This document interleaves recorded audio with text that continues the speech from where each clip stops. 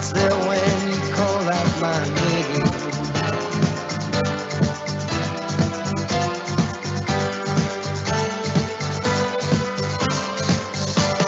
Love is in the air. Love is in the air. Oh.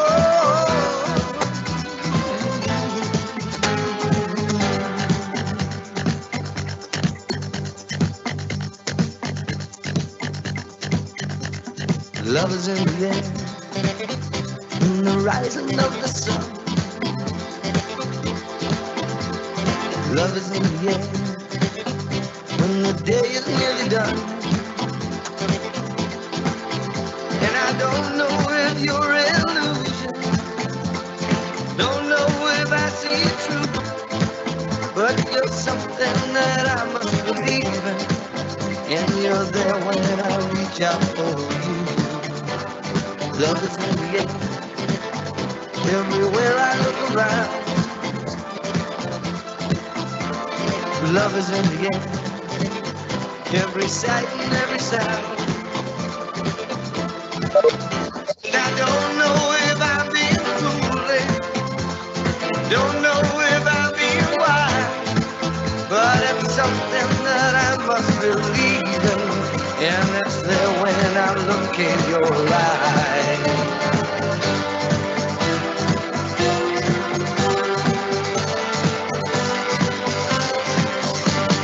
Love is in the air.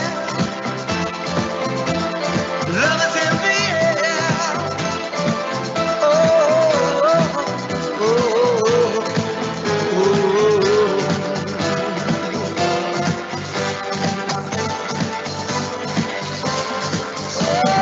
Love is in the air. Love is in the air. Oh.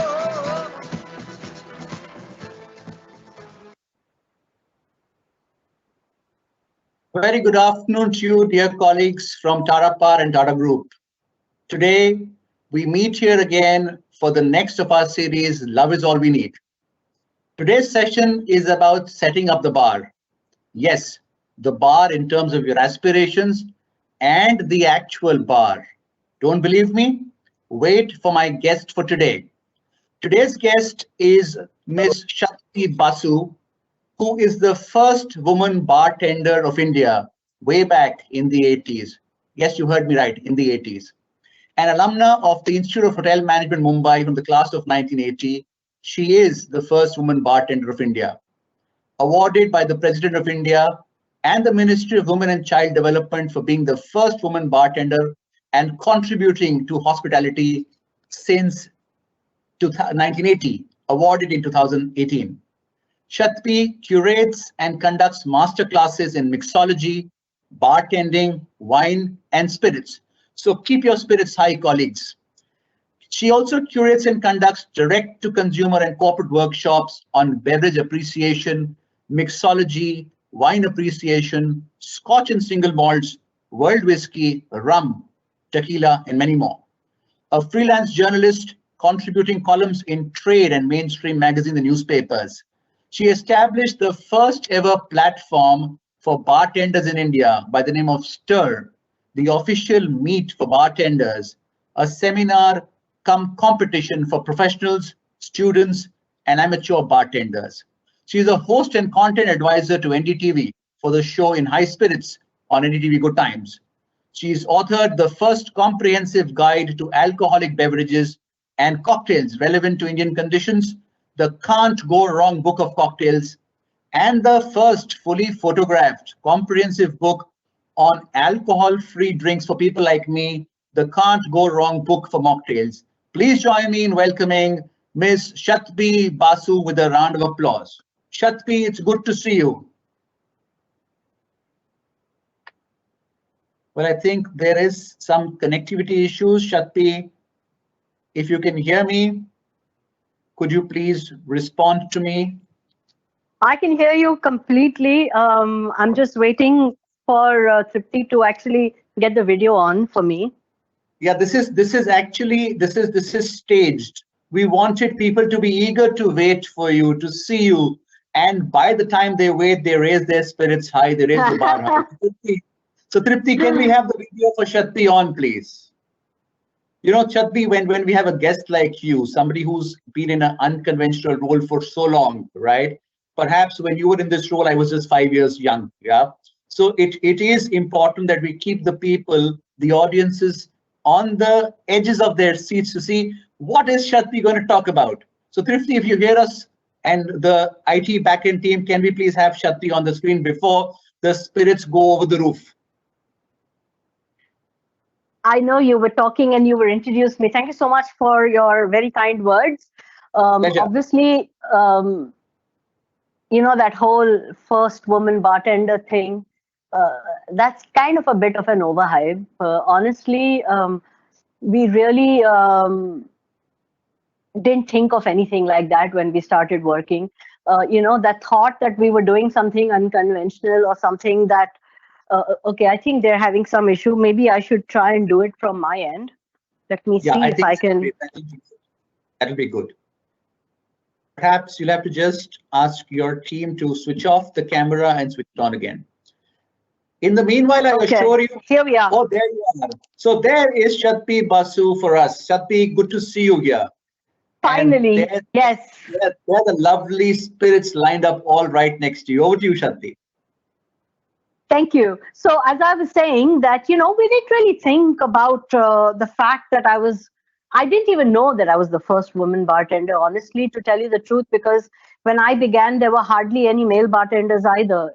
It was a profession that was, not highlighted yet. People were not aware of anything, and we were just kind of beginning to establish the fact that, this is a very skilled profession, and it comes with a lot of knowledge. It comes with a lot of learning, and therefore we didn't really think of it as making a mark or trying to be different or wanting any limelight. It was all about just being passionate about what you do, and it was just about doing a really good job. But Shatbhi, the 80s and even now, I mean, if you were to go back, what, 4.5 decades back, yeah? Bartending, what does it take to be a bartender? It's hardly a profession, people would think, right? आपकी बेटी bartending करती है, आपके घर में कोई bartender है. What was the reaction of society at large? Can you just share with us? Sure. So I was extremely fortunate that I came from a very evolved and well-traveled family. Also, I came from a background of hotel management. So when you work in food and beverage, both food and beverage are at play. So we're actually doing both jobs. And even at the time when I was discovering the bar, I was already looking after the restaurant, and I was already doing other jobs. So the job behind the bar was kind of, for me, it was kind of an added bonus. And honestly, once I started understanding it, when they put me in charge and said, well, that comes under your purview, I realized that I needed to study far more than I already was taught while I was in college. Because it involved far more than knowing just basics. And that is kind of what started my journey. The whole idea that I had to study so much because I had to know far more to be really good at my job and to be able to teach the others who were in my domain, to also get them to understand it better so that they could do a good job. So honestly, it was just that. And at the same time, when you talk of society, this is a question that comes to me really often. And I've always seen, and honestly, it's my experience, that when you come from a position of belief and knowledge and skill, that whole evolution of society, I mean, at the end of the day, we are all part of the same society. So, if I am doing something that I like, and I believe to be absolutely essential, then I think that society by default accepts it and evolves along with you. Sometimes you have to kind of take the first step, not be afraid to be a leader, and not back down because you're worried about what other people might say. You have to have implicit faith in yourself and implicit faith in what you're going to do. And once you have that, I think that's all that it needs, because at the end of the day, evolution is about change. And if you bring about that change, uh, by default, everything changes around you, and that's exactly my experience. I agree with you. You bring about that change. You have a support system at home. You have a well-traveled family. But what about the biggest rogue, and that is KKL? Kya kahenge log, right? So not once did you or your family feel what would people say, what would the neighbors say, the relatives say. That's one. And secondly, you make it sound so simple, Shatbhi. I mean, it's actually a very big achievement. Look at us. I mean, people who are interviewing you and want to talk to you, it's no mean feat. So while you're making it sound so simple, you must have seen challenges. I'm very sure of that. Could you highlight some of those? Well, I'll really be honest with you. There was not any major melodrama in my life when it came to this. In fact, my family was the one who actually helped. So I had a lot of family outside of the country, and they actually helped in my thirst for knowledge by bringing in whatever they could whenever they visited the country.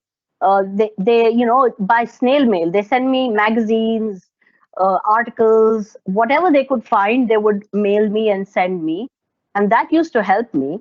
The challenges mainly came from other people's perception initially, when they would look and say, really, why the bar? Why not anything else? And for me, I'd be, why not the bar? It's as skillful as anything. I wanted to be a chef to begin with, but the kitchen was really so traumatic. Chefs at that time would just not want women in the bar, in the kitchen. So the kitchen was actually more traumatic for us than the bar. And when I came to the bar, while I was doing other things and I had to look after the bar, I suddenly realized that, this is so much better. Um, and once we had, and because we worked in really good outlets, right? We worked in great restaurants. Women would be so happy simply because they could converse with me without me being judgmental. And it kind of gave them a whole comfort zone to be able to tell me what they wanted to drink, or to even ask me questions. And I think your body language, when you have knowledge, um, immediately sends out a message that here is a person who knows what she is talking about, is not someone to be taken lightly or to be, dismissed. And so I think that whole thing worked for me because I was doing both food and beverage at the same time. I think, that worked in my favor. Yes, there would be a few questions every now and again, but they would kind of dissipate very, very quickly once they had that little conversation with me, and I could make them a drink that they actually wanted.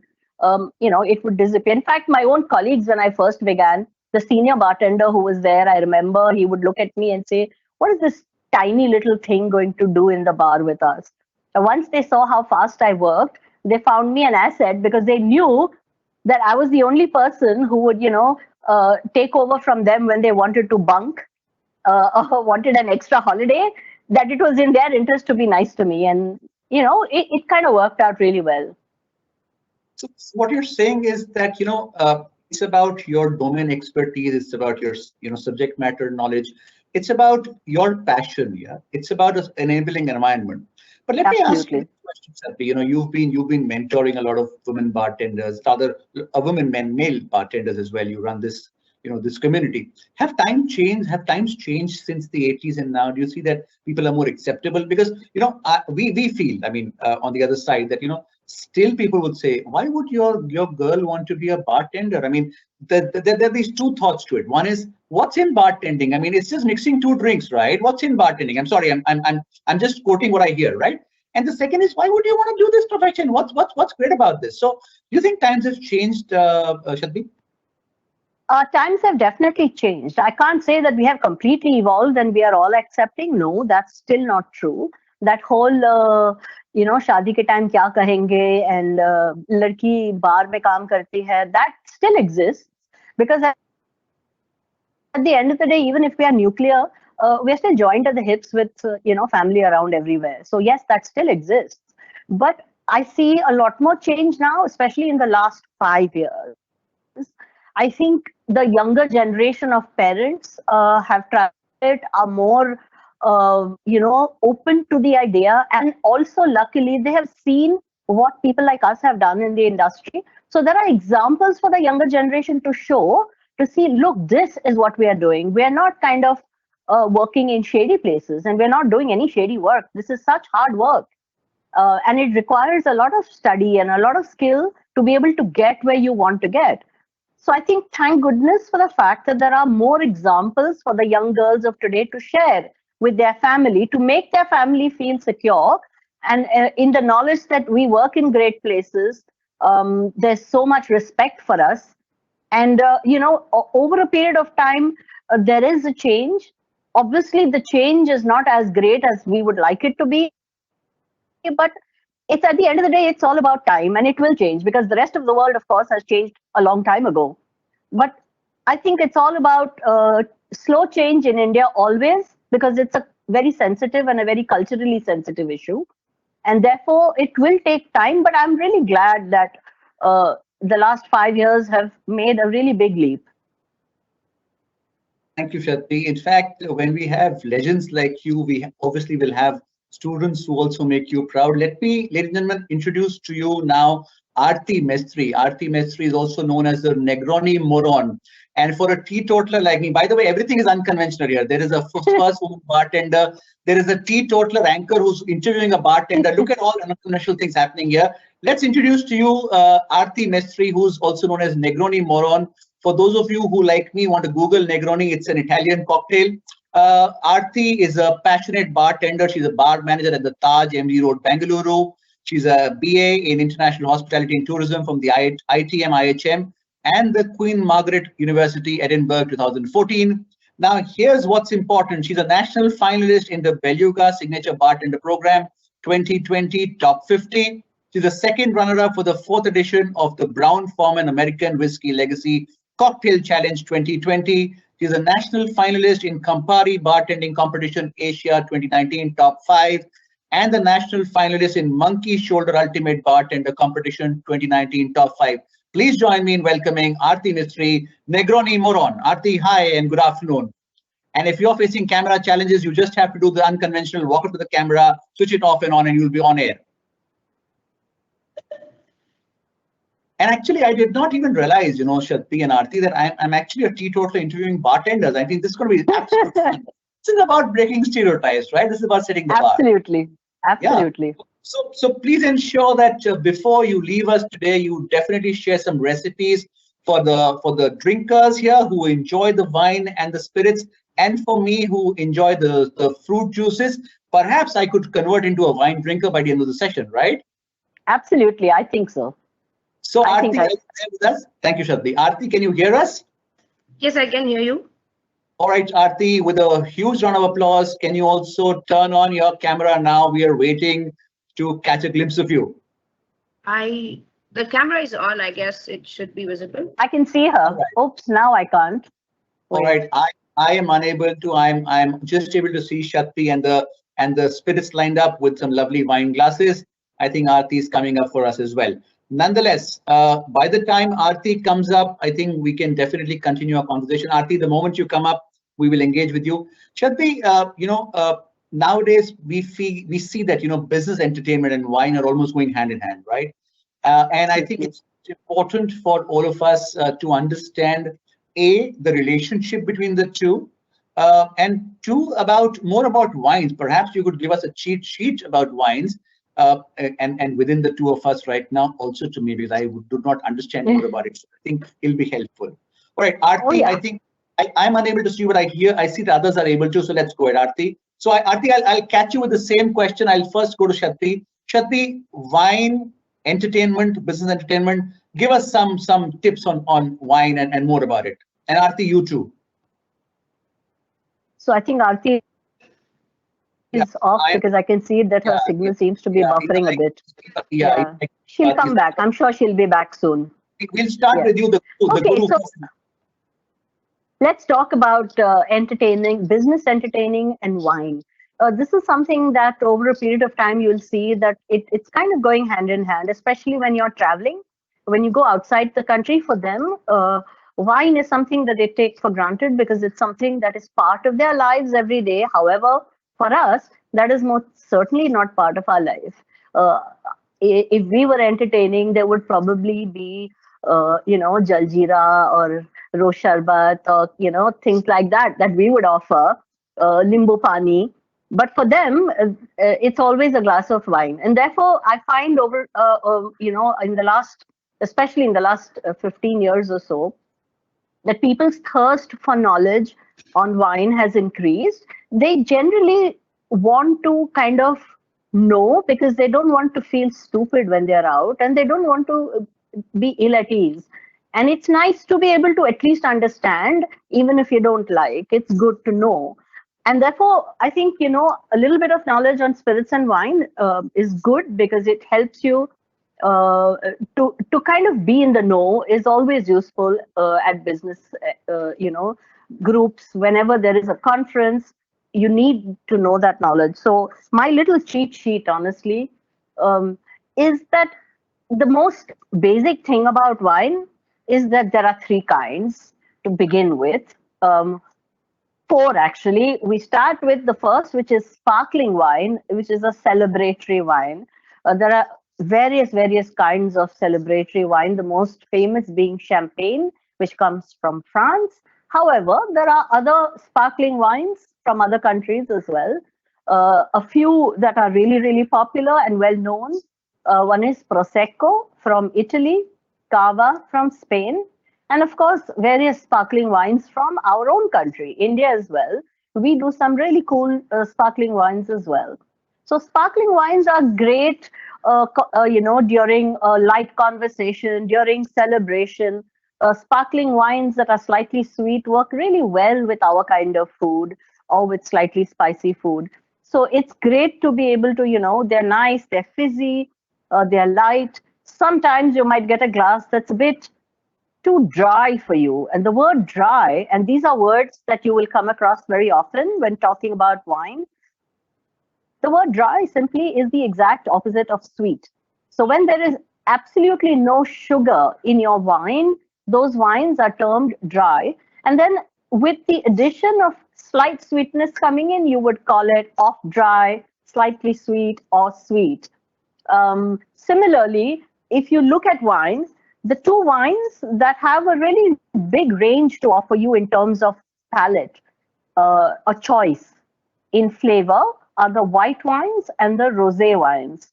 Now, white wines are actually a great way of beginning your wine journey because you will find at least one wine that you will be able to taste and will be able to enjoy because their range is from very dry to very sweet. And so there's a lot of in-betweens for people who don't know wine very well. It's nice to be able to start with a white wine that's slightly sweet and then kind of find your way forward over a period of time.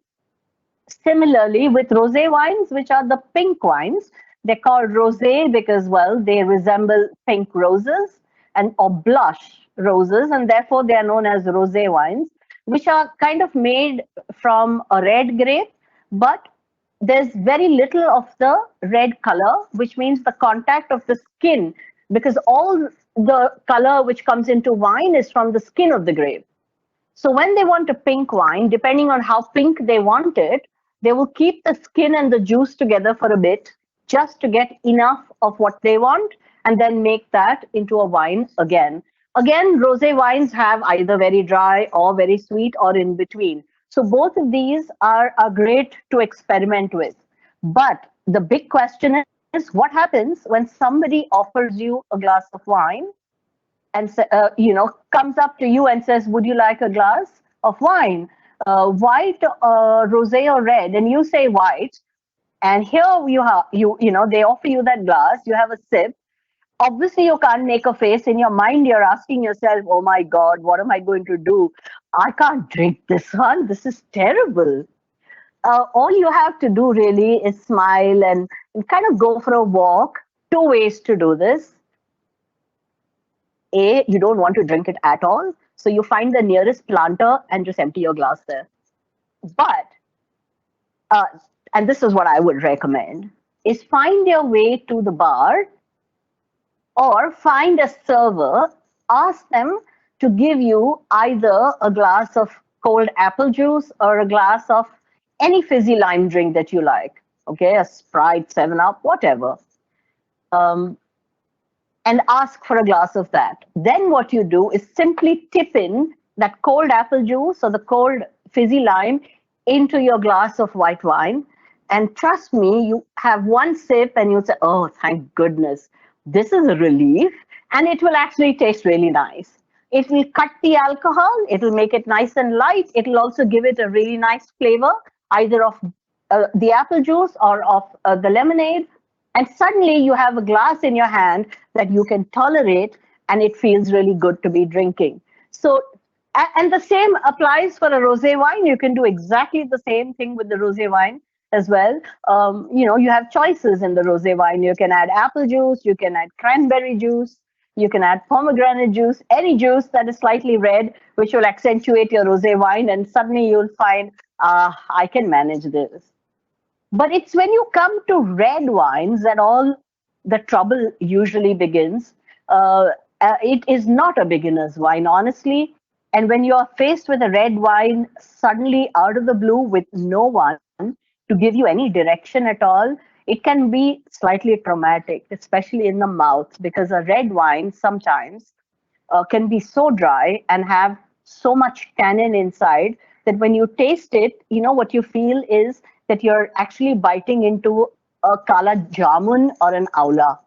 You know what happens when you eat an aula or a jamun? Your whole mouth from inside kind of puckers up and you've got all that astringent flavor in your mouth. A red wine can actually do that. I've had people tell me that, "Arey yaar, ye kada kyun pila rahe ho hame?" And also very often there's so many myths about at what temperature you should drink wines at, and especially with red wine. A lot of people will give you red wine at room temperature, which is the worst thing they can do because your mouth then is even worse. Not only are you getting all that jamun astringency in your mouth, you're also getting a lot of acid in your mouth. You're getting some really off flavors. And then you're asking yourself this question: is it me? Or do I not know enough about red wine, so I shouldn't say anything at all? Actually, it's you, and you're right. That is certainly not a wine that you want to drink. So always remember that it's nice to be introduced to red wines with somebody who knows red wines a little bit, so they can kind of gently ease you into a red wine. Because they then know which is a wine that you might be able to enjoy. But again, when you're faced with that situation, just pour a little bit of juice into that glass, a little apple juice, a little orange juice, or just put a Sprite or a 7 Up into that glass. And trust me, even the worst flavor in your mouth will vanish once you do that. If you're at home and that happens to you, of course, there's no issue. Look for, or go to the bar and see if you can find slices of orange, because most bars will always have slices of orange. Just pick a couple of slices of orange and dunk them into your red wine with a little bit of that lemonade, and you've got yourself a really, really great drink. So always remember, never worry too much. The idea is to understand it step by step, because at the end of the day, imagine what would happen if somebody from the West came to our house and you offered him jaljeera straight up. Imagine what would happen to his mouth. He'd kind of die a quiet little death. But if he stayed in India for 6 months, he'd be an expert on pani puri, pav bhaji, puchka, everything. So it's all about a matter of time. Give yourself a little time and give it a shot. Don't negate it. Try one step at a time. What I usually do with my friends is start them off on half apple juice, half white wine, and then slowly tell them to reduce the apple juice and increase the wine over a period of time. Till they can taste the white wine, and then suddenly one day they say, this is kind of cool. I think I can drink it without the apple juice or the fizzy lime or lemonade. So I think, for me, this is a great way of getting there if you don't know enough or you're put in a situation where suddenly you have a glass in your hand and you don't know what to do with it. Thank you. By the way, Shatbhi, I understand from colleagues that Aarti is visible. I don't know whether she's visible to you. She's not visible to me, though, but I think, No, she is not visible to me either. yeah, She's not nonetheless, but visible to me either. yeah, she's visible to the others. So as long as she's visible, Excellent. it's absolutely good to speak with her. Aarti, thank you for joining in here. Aarti, could you tell us about how has safety evolved for the bartending profession, specifically women in bartending? I'm happy to hear your views there. First of all, thank you for the lovely introduction which you gave, and very good afternoon to everyone. Um, in the terms of safety, yes, I mean, from the time I have joined in the industry, I don't think so there was an issue at all. Because at a working place, everyone has been cooperative, whether it is working late for us until the late night. And in terms of from parent side as well, it has not been a problem because they were supportive for me what I'm doing it as a work, because they found the passion what I have for bartending, and they never stopped me. Like, why would you like to go and work in a bar? So yeah, the safety was never an issue because it depends on your working colleagues who are there along with you. If they are supportive enough, it doesn't matter at all. Thank you, Aarti, but please pardon my asking this question and please excuse me. I already have a caveat. I'm a teetotaler and I'm a misfit here, but let me ask you, we understand bars with brawls. Yeah, we all hear the brawls happening in the bars. And here we have a woman bartender, Shatbhi, you 80s and Aarti now 2020 onwards. And aren't your folks, a little disturbed of what's going to happen there? How is Aarti? How is Shatbhi safe? Or how would have you been safe, earlier? I want your view. I'll start with Aarti first, Aarti, then I'll go to Shatbhi. I'll reverse the order this time. Um, in terms of safety, even now also, it is more safe enough because you are not alone in the bar. There are people who are in the team where you work. Obviously, even there, the securities are there. So in that terms, the safety is always there. And it also depends on a personality or a character, what you carry in the bar. That matters a lot in terms of me. So even my parents now, they are in Bombay, but I work in Bangalore. They never have an issue what time I'm coming home because they know where I work, what I do, what time I might be coming home. It might be 3 o'clock in the night, but no, they know it that I'm safe. That's it. Fabulous. Shatbhi, let's quickly go back into the time machine, 80s, right? Hardly any women in the bar to consume drinks, and there's a bartender woman who's actually serving drinks, right? Or rather making drinks. And safety at that time. So how do you see that, and how you see the transition of safety? Well, I was fortunate to work in a city like Bombay, which was super safe, to work in. Within the bar, of course, it's super safe. I mean, in fact, I think that the bar is the safest place in the world that you can be in, purely because, you work behind the bar. There's a huge bar counter between you and someone else outside. I think the potentially dangerous place is when you're sitting in a bar. And I always ask this of women who come to bars, how safe do you feel when you're sitting with your friends in the bar? And if you're safe there, then I'm super safe inside the bar. In fact, the boys that work with me, they are better than bouncers also. And also, honestly, we work in places where you really don't see brawls. That's not something that you see in the kind of places that we work in. And if there was one, every once in a while it is bound to happen, especially if it's a nightclub. That tends to happen every now and again. The security is quite tight. The bouncers are tight, the security is tight. Before you even know what happens, they'll be taken away, whisked away.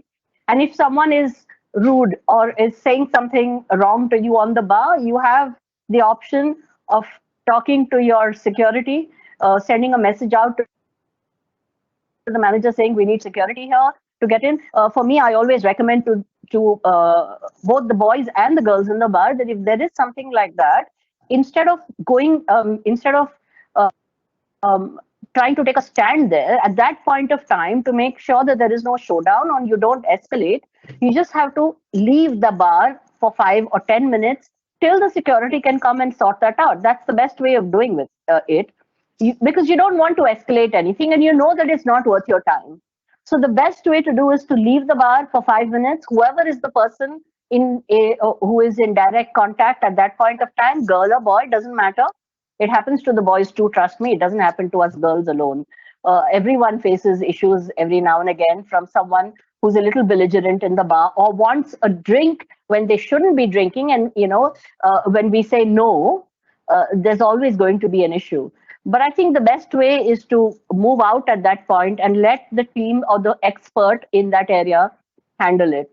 So I think, people have to understand that we work in places where you go to. And if you go there and if you are safe there, then the question of our being safe doesn't even exist. Fabulous point. That's about unconventional and roles and breaking the judgment part, setting the bar high. Now, for all those of us who thought that if bartending is just about mixing something and putting it in a glass or whatever you call it, I'd invite Shatbhi and Aarti to show to us what it takes to be behind the bar, what it takes to give you the drink that you will absolutely relish, what it takes them to perhaps, maybe satisfy your palates. And before we move on to that, I'd like to ask Aarti, what is Negroni Moron? And are you going to show how to make a Negroni? I think it's going to be some fun here. Aarti, are you there with me? I saw you for a bit, Aarti. So tell us about this. And are you going to show to us how do you make an Italian cocktail Negroni? I won't be showing you a Negroni cocktail, but then yes, which was a mistake out of a Negroni, I will be showing you for definitely because it contains Prosecco, which I'll be doing a twist to it. So coming up to the name Negroni Moron, it's because I love drinking Negronis. I love making Negronis. It's actually a cocktail which you cannot go wrong, but which you can go wrong if the proportions are not right at all. And how much time it's easy. It's an Italian cocktail which came up in 1919. And it is equal parts of gin, vermouth, and Campari. So that's it in a drink. But then the proportion, the time you may stir it to until get it chilled, and then pour it in a glass, which goes along with the orange slice. It takes that minute stirring, if you even go overpowering with the vermouth, it might spoil your drink. If your Campari is more strong than that, so all the balance is what you have to look up to while making a Negroni. And Moron, yes, that term is only because I read a book. This was in 2008, which is written by Padman Sanati Raja. The book title was Even a Moron with a Dream. So basically, it's kind of a person who is passionate or even dares to dream to achieve something in life, and still even after people telling no you can't do it, you still go ahead and try to achieve it, is what I consider myself as. So that's what the name is. Fabulous, Aarti. Fabulous. Thank you. So all of us who are passionate about things, let's go to the level of passion where we call a moron for that particular aspect of it. More to come, friends. Let's quickly see Shatbhi, Basu, and Aarti as they show us some very, very tempting drinks. Let me tell you a caveat, please drink when you reach home, not right now. The mocktails will be available, but the cocktails only after you reach home safely. Shatbhi, over to you. Let's all look at what you want to show to us. And by the way, I think the more I interact with you, the more I understand you're actually bar artists. Why you tenders? You're actually artists. You're going to be creating some form of art for us, right? Let's have a look at that, Shatbhi. I'm going to go off camera. I want everybody to look at you only right now and just see the lovely drink. So no. Aditya. Yeah. My request is I think Aarti should do the drink first, because I'd like to see how she, we need to link her Negroni Moron, because when, I was messaging her and I was saying, okay, tell me what you're going to do.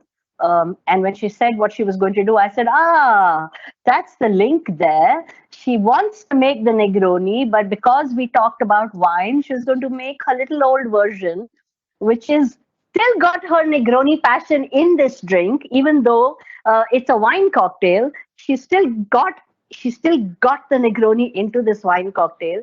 So I think, it's exciting. And I think also that she needs to get back to work faster than I do. I have nowhere to be. She's the she's the one who's actually working. So I think, it's only fair that she should make that drink first. And of course, it's nice to have the young people showing their passion in the beginning. Absolutely. I've been there, done that, for way too long. This is the stage for her to show how brilliantly you can Indeed. take her passion for the Negroni and turn it into this fantastic sparkling wine cocktail. Go ahead, Aarti, Yes. make your drink. Aarti, all yours. Aarti, all yours. Let's see the Negroni moron in action, making a Negroni. Thank you so much, ma'am, and thank you so much to you as well.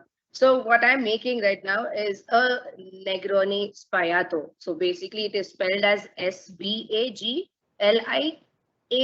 but being in Italian, it's called as Sbagliato. Sbagliato means mistaken. So when this cocktail, which was made in 1920, post that one of the bar owner from Bar Basso in Milan, he actually, while making the drink, instead of picking up a gin bottle, he picked up a sparkling wine bottle, and that's where he made this cocktail as Negroni Sbagliato, because Negroni mistakenly made by using a Prosecco. Here again, I am doing something with not mistaken, but by intending it to do something which I wanted to. So I hope everyone sees the glass out here. I might be going a little bit behind. Uh, so what I'm doing is I am using 30 ml of Campari in this.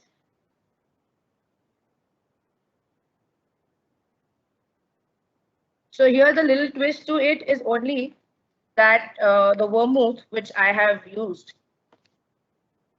is gonna be infused with coffee, and I love coffee. It's like I'm a person who loves coffee at any hour of the day. It might be in the night and it might be in the morning, and don't ask for how many cups of them. But yes, so 30 ml of Campari, and so the vermouth, this is which is infused with the cold brew coffee which is made in house itself.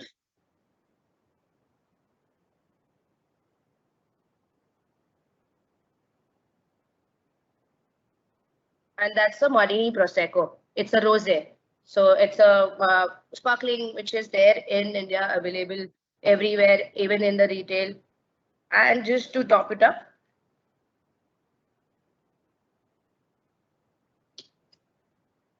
to give a nice fragrance to it, just an orange peel along with the oils, not rubbing at the rim of it because it gets bitter when you try to taste it. So not rubbing it in your hand. Giving it a little stir so that it is mixed well.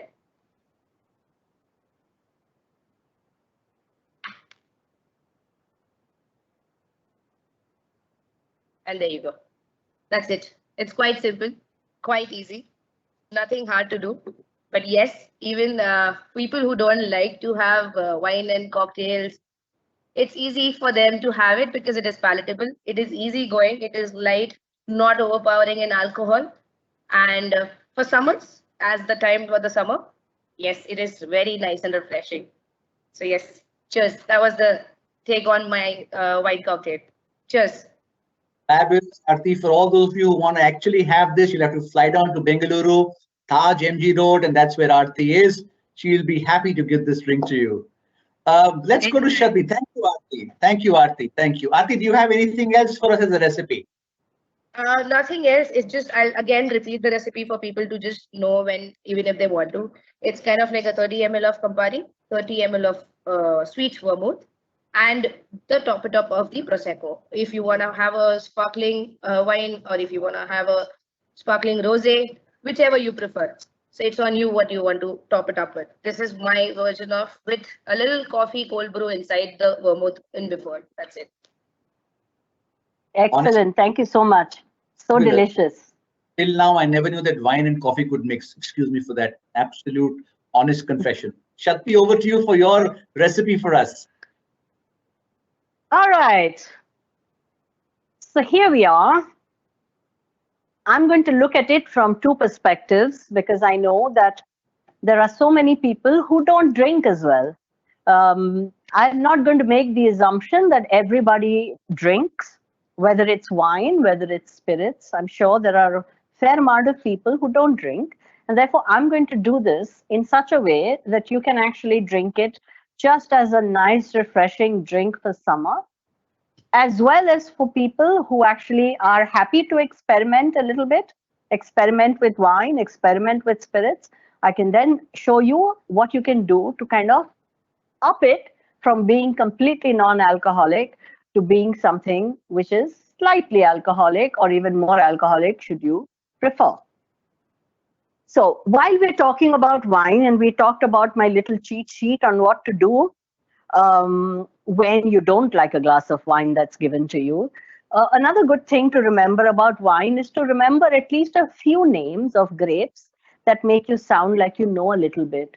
So when we're talking about white wine, it's nice to know 3 grapes at least, if not more. I can go on endlessly, and I'm sure Aarti can as well. But remember names like Sauvignon Blanc, Chardonnay, and Chenin Blanc. If you remember these 3, after a while, all the others will kind of add on. Similarly, if you're looking at the red wines, names like Cabernet Sauvignon, Syrah or Shiraz, Merlot, these are names that you should know because these are the ones that you will come across the most. All the rest will be kind of added on as you start that whole process of learning. And the rosé wines can come from anything. The bottle will actually tell you. Sometimes they tell you, sometimes they don't want to tell you which grape they've used for the rosé. So you could have a Zinfandel rosé, you could have a Shiraz rosé, you could even have a Cabernet rosé, or you could have a blend of 2 or 3 grapes that give you your rosé wine or your pink wine.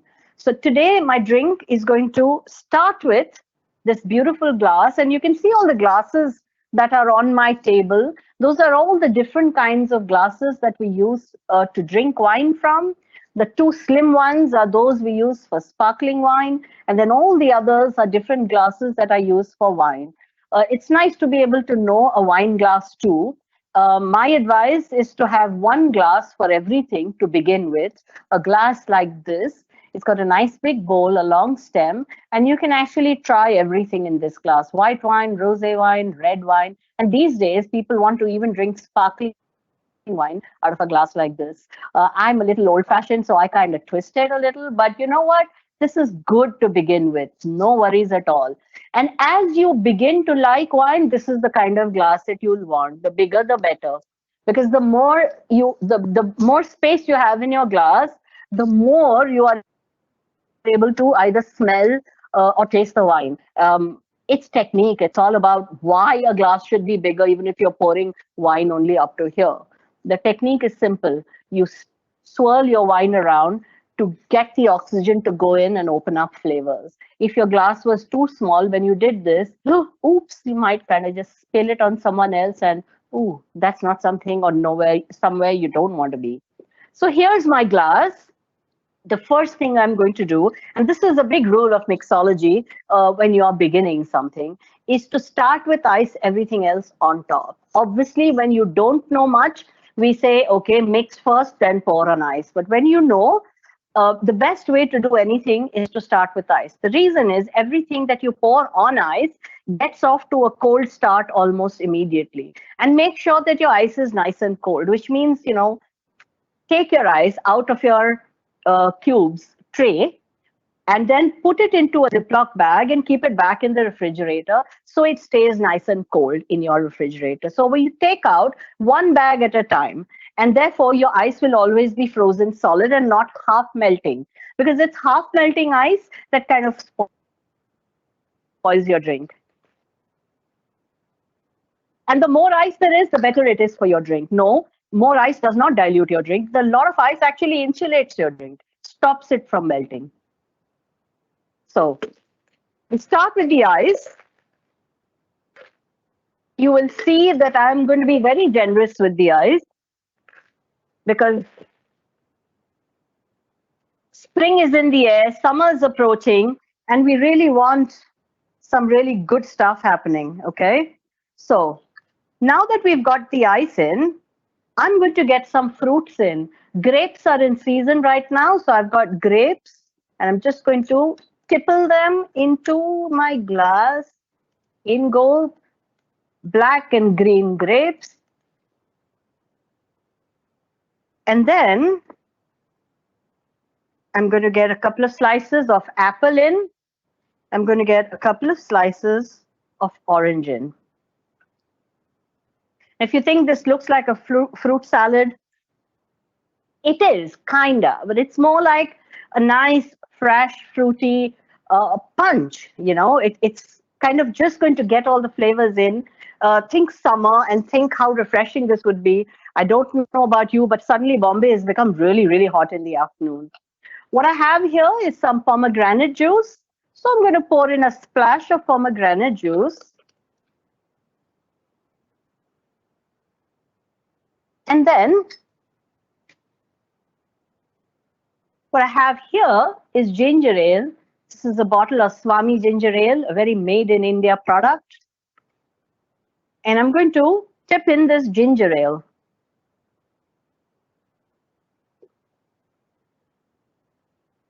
So the ginger ale is going to offer that really nice, lightly spicy flavor. It's going to kind of up this whole fruit thing we have going in here. We're going to give it a stir. And now all the fruits are going to start oozing into the ginger ale. The bubbles are going to draw out all the flavors. And Aditya, if it was you and you did not want to drink, now this is what you are at. Okay, we are at the place for you where you've got your drink and all you're going to do is start sipping this one straight away. You've got some fresh juice at the bottom. You've got all the fruits in and you've got this nice fizzy ginger ale, which is kind of bringing the spice and the fruit together in a really, really nice way. Great for Indian summer. However, should you wish to spike it just a little bit, there are various ways in which you can spike this drink. I'm going to spike it with a really, really nice rosé wine, and it's going to make a really wonderful wine spritzer, which is light in alcohol. It's just got wine and ginger ale with the fruits. It's great way to have a Sunday brunch summer. Of course, for those of you who want to have it in the evening or you want to spike it further, I would say spike it with maybe a splash of gin, a splash of vodka, splash of tequila, and that will be just fantastic. So here we have a beautiful, look at the color of this wonderful rosé wine. And I'm simply going to top it with rosé. It's a beautiful, beautiful pink wine. And give it a stir.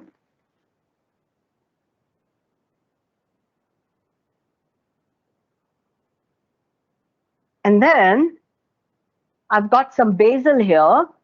I'm just going to put fresh basil on top. And there we go. As you keep drinking, the basil will keep on giving some fresh flavor and you'll keep getting that beautiful, even now I've done nothing and I've kept it and I can smell the basil. It's come right off a little pot on my windowsill and it's just, giving all kinds of wonderful aromas.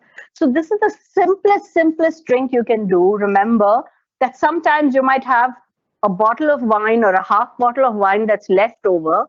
It might not taste great in your glass, but if you do this, you won't waste it and the drink will be absolutely fantastic and fresh. So cheers to you guys. Fabulous. That's just so good to see.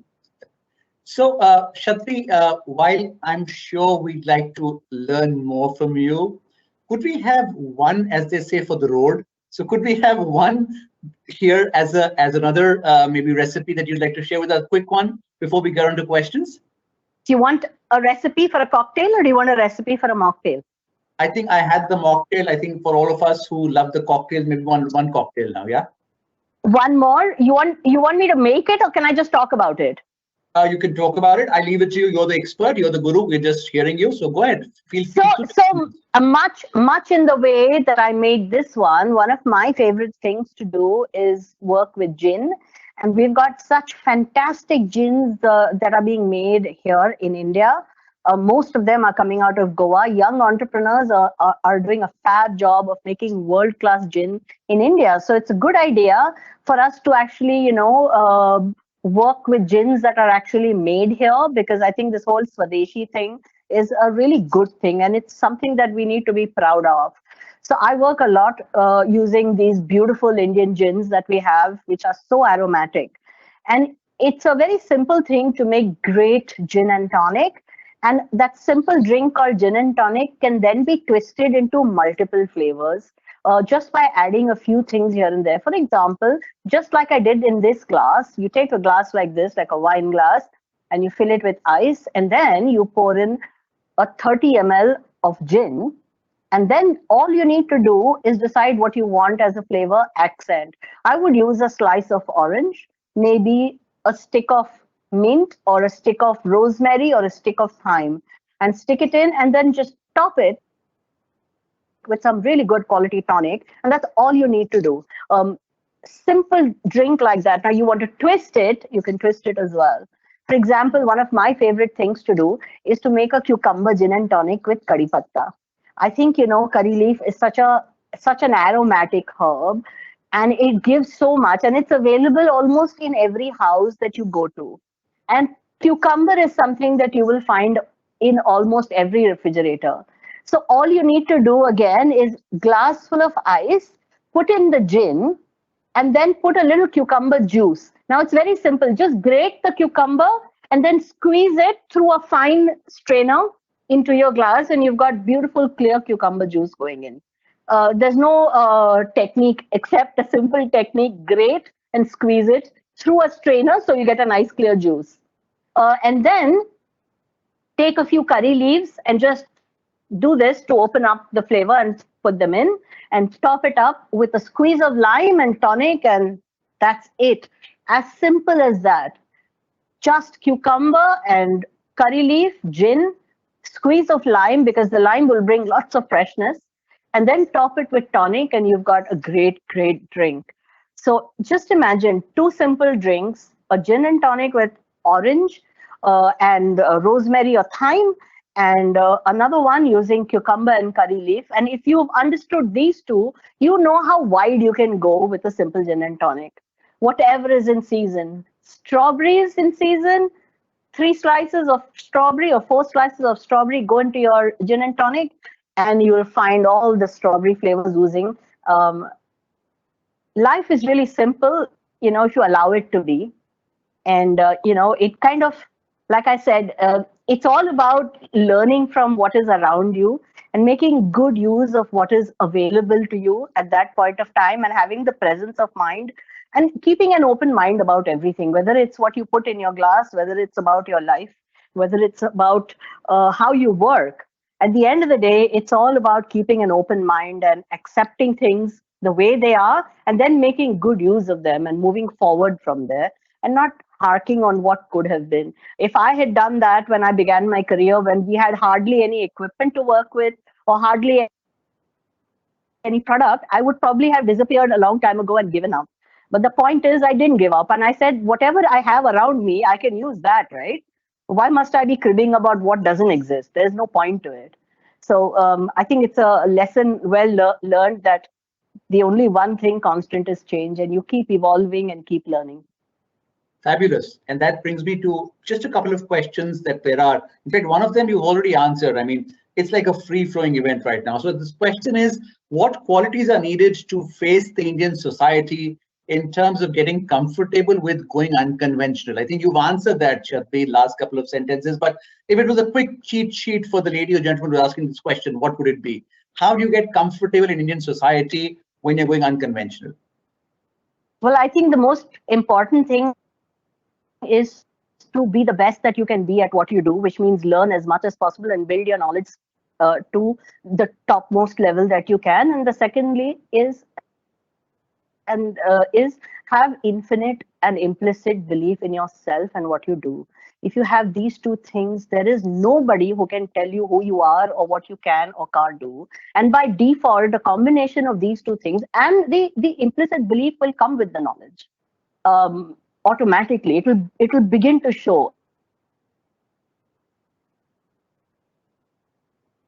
and you will never be worried about what you can do and what you can't do.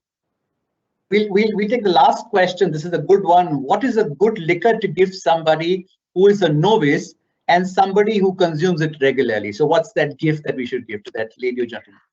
Okay. So for me, if it's someone who's a novice, I think you should start with maybe something like a bottle of gin or a bottle of vodka, or even a bottle of wine that is slightly sweet. That I think is a great thing to give somebody who's starting off. And for someone who's been drinking and who knows the difference, I guess a really good whiskey, a really good single malt. We have some fabulous made in India single malts. Bangalore has Amrut and Goa has Paul John. I think they're fantastic Indian products that everyone should know. Shatbhi and Aarti, at Tata Power, safety is our core value, and over safety, no other business outcome takes precedence. In this case, how do we know that we've reached that we had to consume? Where do we stop? We see people going overboard, specifically with their drinking. I think it's important for a message from you to all of us who enjoy the drink to stop at a certain limit. And what is that limit that people should set for themselves? Keen to have your views there. You go, Aarti, I'll follow.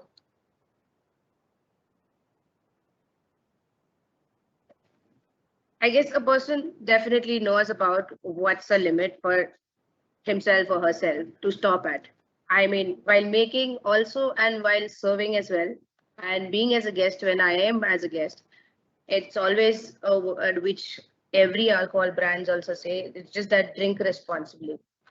I mean, do your fun, enjoy your alcohol, but then whatever you are drinking, just don't in the sake of drinking, but drink responsibly, thinking of your people around, and also if you're enjoying it and not just getting drunk for it.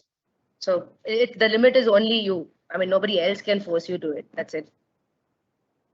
Shatbhi? So, okay, from my end, I always tell people that every one of us knows when to say no. We know it because our body will let you know, your body will let you know immediately that this is the point where I have to stop drinking. Um, but there are a couple of do's and don'ts. One, don't drink on an empty stomach ever. Always eat while you're drinking so that the absorption of alcohol into your body slows down a little bit. Secondly, drink a lot of water on the side, which means for every drink that you consume, drink a couple of glasses of water on the side, which also helps in the absorption and as well as slowing down the absorption into your system.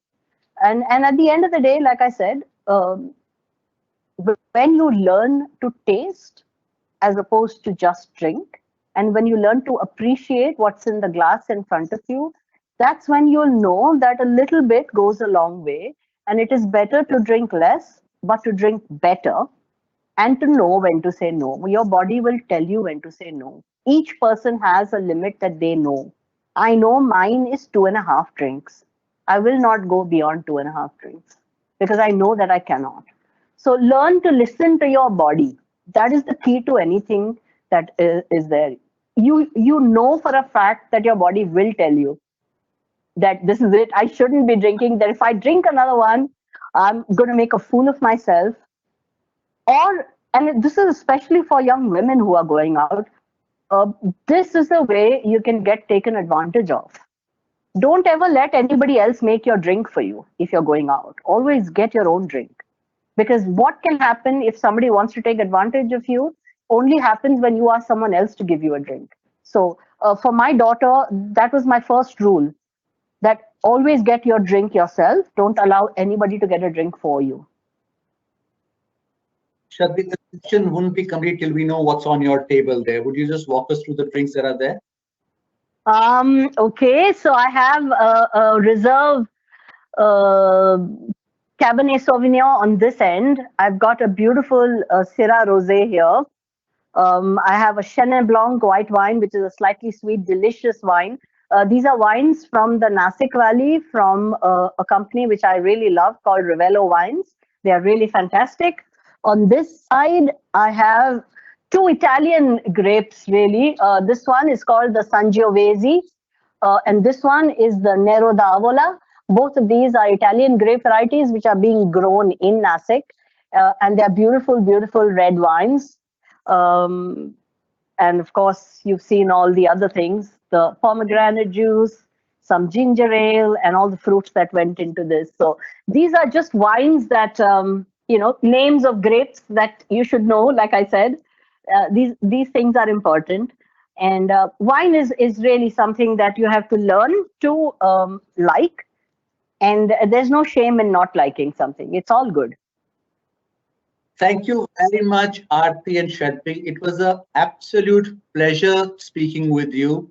I personally gain a lot of lessons in terms of how can you break the ceiling. Why set the bar? Break the ceiling. Yeah. Also, how do you set on a path when you are convinced you have domain expertise, and the world will definitely move away to clear the way for you.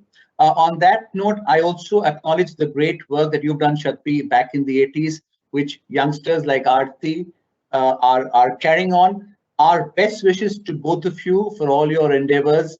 And by the way, before we close, happy mixing. So thank you very much.